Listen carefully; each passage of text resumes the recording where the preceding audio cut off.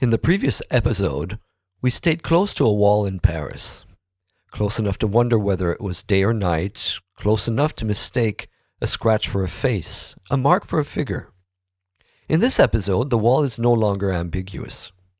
It is not symbolic, or accidental, or even half imagined. It is measured, engineered, repeated. It cuts through hills, roads, orchards, even neighborhoods. Between 2008 and 2012, Josef Koudelka walked alongside the barrier that separates Israel and Palestine. He photographed it not as an event, but as presence. This wall is named differently depending on who speaks. Some call it a security fence, separation barrier, apartheid wall. Each name carries its own weight. In this episode, I don't want to try to resolve those names. Instead, I want to stay close to the photographs and to the land they cross and follow what becomes visible when a structure like this is approached slowly, on foot, and over time. When a political decision hardens into concrete, wire, and shadow, and begins to reorganize daily life, movement, and sight itself. This is Photography and Walking. I'm Philippe.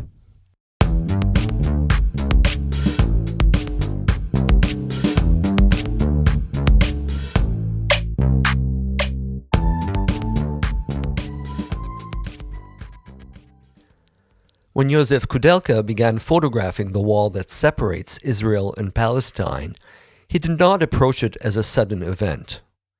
There is no decisive moment here, and no single image that claims to summarize what this structure means.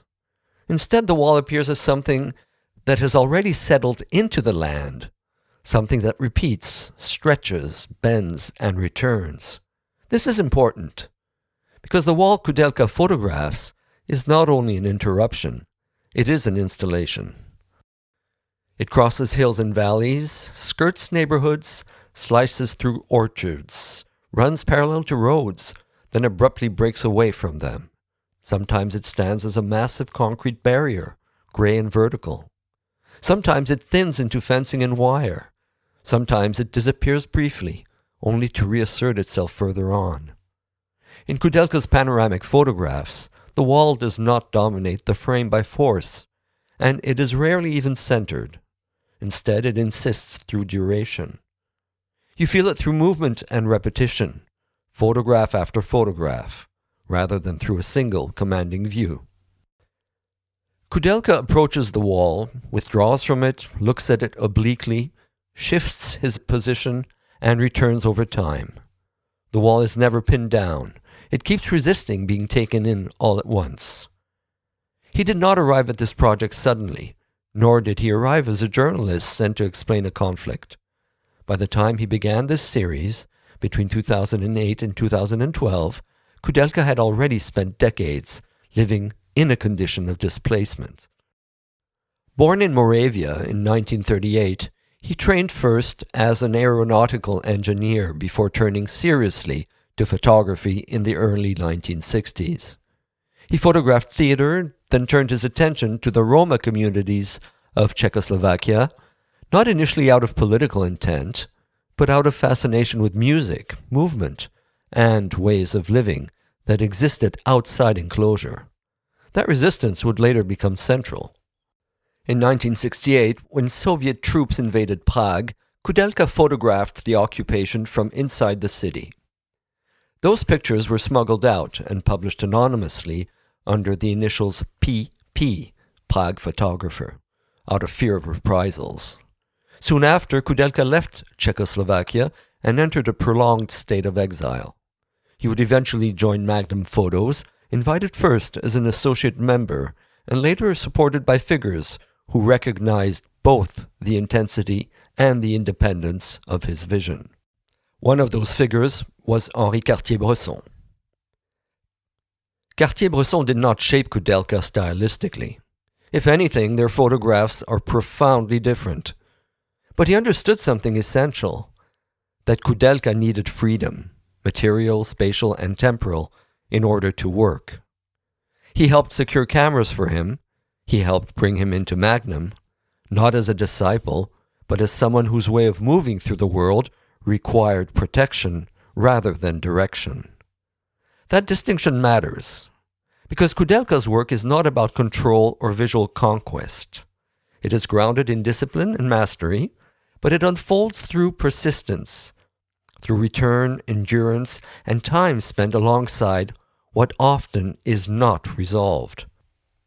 By the time he began photographing the wall, Koudelka was already a consummate walker, someone for whom travel was not a project phase, but a condition of life.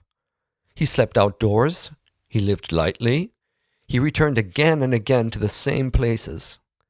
For the wall project, he traveled to Israel and the West Bank 7 times over 4 years. 7 returns. This repetition is crucial. It means the photographs are not impressions, they are accumulations. But before any of this is photographed, before it enters the frame, the wall is already spoken about. It is named. Israel calls it a security fence. Palestinians call it an apartheid wall. Human rights organizations often use the term separation barrier. Each name frames the structure differently.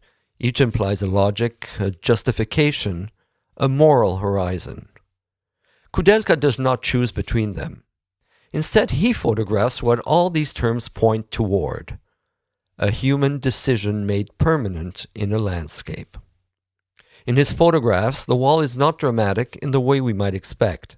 There are no confrontations, no crowds, no gestures aimed at the camera.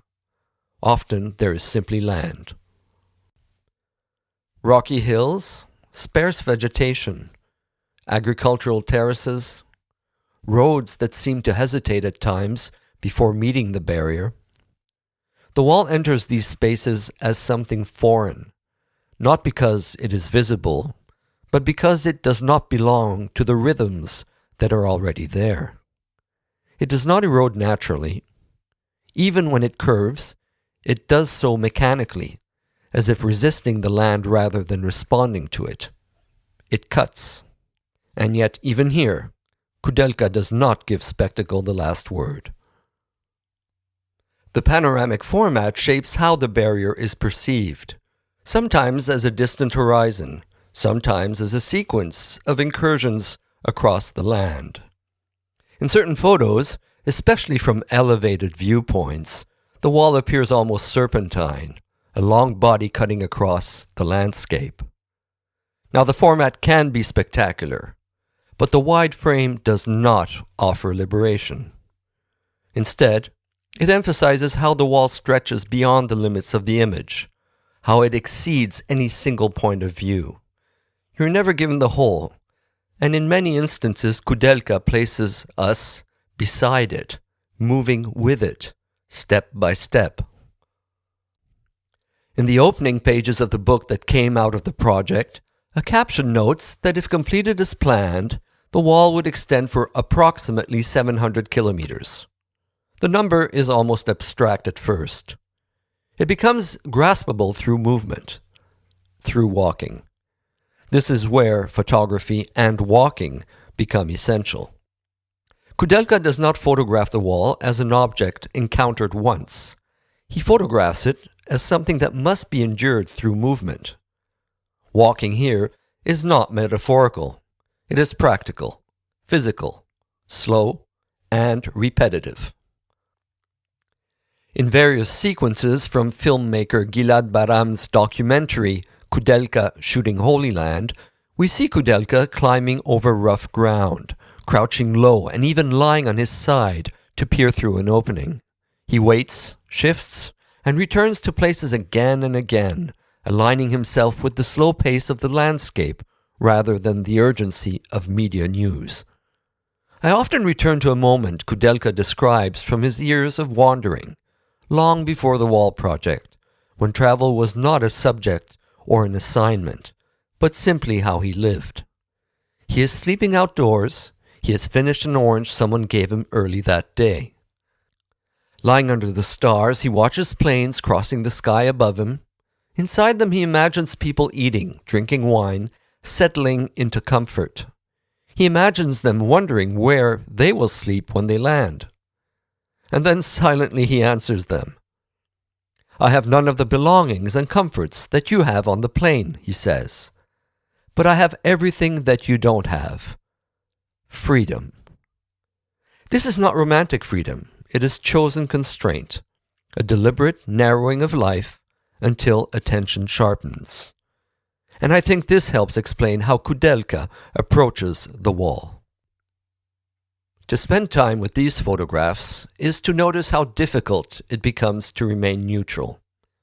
Not because a position is declared, but because the wall itself makes indifference difficult.